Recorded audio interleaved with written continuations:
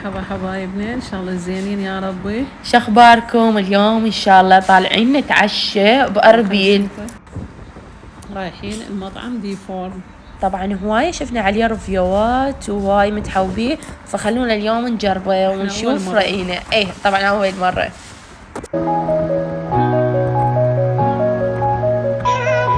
وصلنا هنا للمطعم.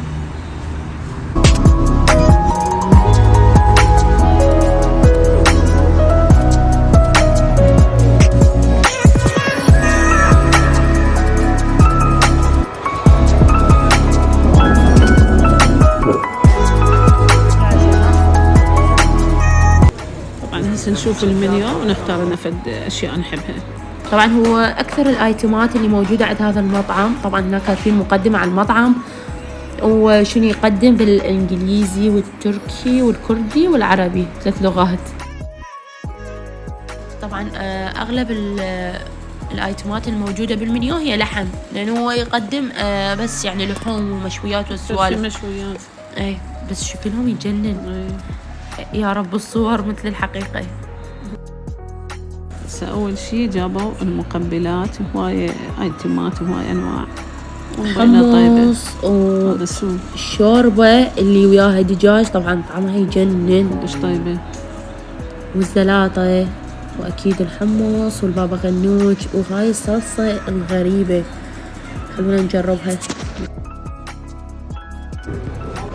هاي الصلصة شكلها جديد ونوعا ما غريب، سبايسي على زيت على خيار، صلصة ما أدري كلش طيب.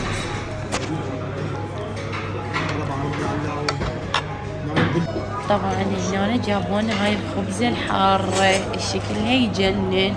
طبعا أنا طلبت هذا الطبق أول مرة أجربه، أعتقد اسمه بياندي كباب هيجي شي، إنه جوا باذنجان والصوص وفوقه اللحم. مشاوي لحم وكباب وكلش طيبة وشكلها كلش حلو.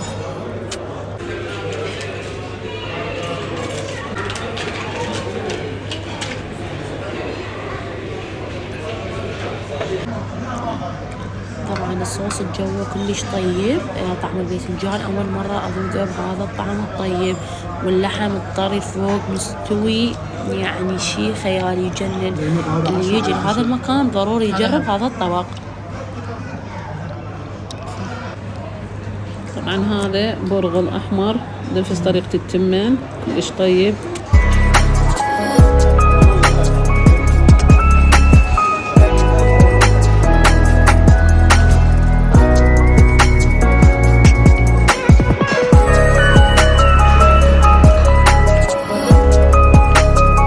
ولهنا يخلص الفيديو، يا رب يعجبكم. إن شاء الله عجبكم هذا الفيديو. لا تنسون تسوون لايك واشتراك في القناة. مع السلامة. مع السلامة.